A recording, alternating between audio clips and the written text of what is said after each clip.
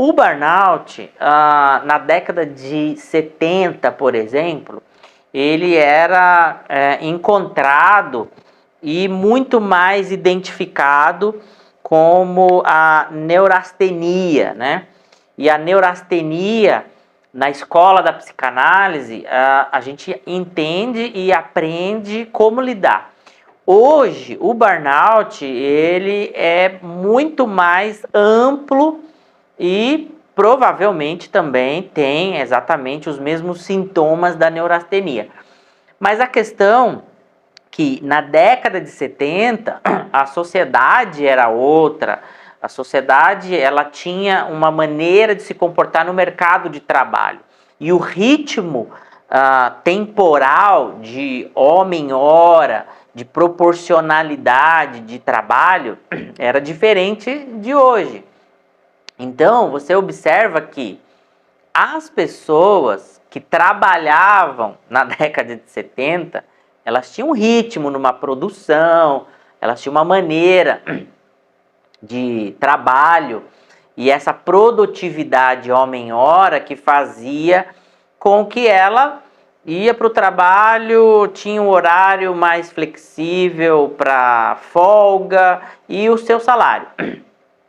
Hoje em dia não, hoje o casal, né, trabalha, o homem, a mulher, o adolescente, todos trabalhando às vezes na mesma casa, parece que ainda não dá conta. E aumenta o fluxo ainda mais, essa pressão cresce ainda mais com a pandemia, porque as pessoas tiveram que ficar mais enclausuradas, trabalhando, o home office explodiu, que já vinha acontecendo há 5, 10 anos atrás, virou hoje algo muito comum. Então, hoje faz parte. Mas, focando mesmo na síndrome do burnout, você encontra pessoas exaustivamente sofrendo no trabalho por carga horária, sofrendo por pressões, cobrança, muito assédio, muito problema que não tem a capacidade de folga ou descanso, o número de horas de trabalho por dia aumentou significativamente e esse número cresce com as doenças. Eu conversava há dias atrás com um grupo de amigos que ficaram e passaram por essa pressão e que geraram outras doenças que nem se deram conta. E no momento que foi fazer um diagnóstico lá, falou, olha, você está suspenso nas suas atividades, porque você, a partir de agora, vai entrar num tratamento. E a pessoa fala, nossa, mas tratamento, eu estava me sentindo tão bem, entre aspas, né? Não sabia que era... Não, a pessoa estava doente, não estava nem ciente do problema que estava enfrentando, porque a cabeça estava o tempo todo pressionada no estresse, no trabalho. E é exatamente isso que o burnout causa, né? Essa exaustão, essa pressão. O que você faz quando você pega uma bola de futebol e começa a sentar em cima dessa bola e pressionar? Ela sofre a pressão e depois ela meio que volta e ela vai fazendo isso. Até que um determinado momento, aquela bola ela fica deformada. Ela cria um outro formato anatômico que não é mais o redondo, né? Ela fica pressionada, fazendo como se ela tivesse um outro formato geométrico.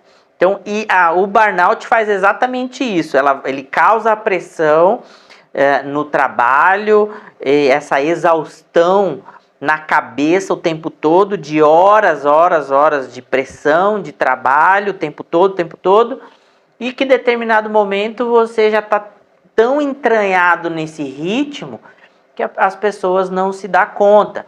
Então a OMS agora incluiu isso como um diagnóstico para ser tratado, como outras síndromes também.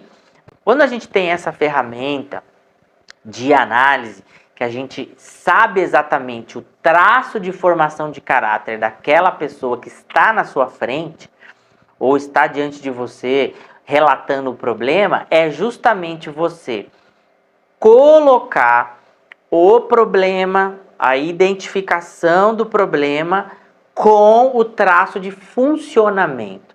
Quem é que está sofrendo aquele problema? É um oral, é um rígido, é um esquizoide? Quem é o traço de caráter que vai lidar com esse problema? Quando você consegue fazer esse encontro diante do teu trabalho, esse encontro você vai colocar dentro do cenário. Então, o problema existe, qual é o traço que está na minha frente? A proposta é justamente essa, é você saber qual é o traço de caráter que vai passar pelo burnout e dar exatamente as ações para esse traço de comportamento lidar com esse problema. E esse problema nesse encontro, dentro de qual cenário está? Em que momento isso tá acontecendo? Porque você faz com que o traço de caráter, de funcionamento desse indivíduo, entenda que aquele problema que ele está passando, todos podem passar, mas ele tem um jeito de funcionar.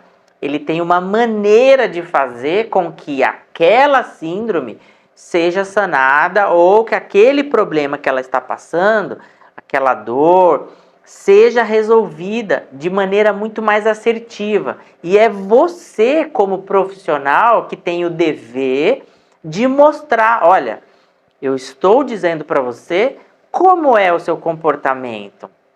Eu já mostrei para você nos números, no gráfico, como é que você tem esses traços de caráter através do seu comportamento humano. E é através desse comportamento que você vai lidar com essa síndrome, com esse problema, com essa dor. E esse encontro fica fácil diante dos olhos, diante da pessoa que te procurou para ajudar.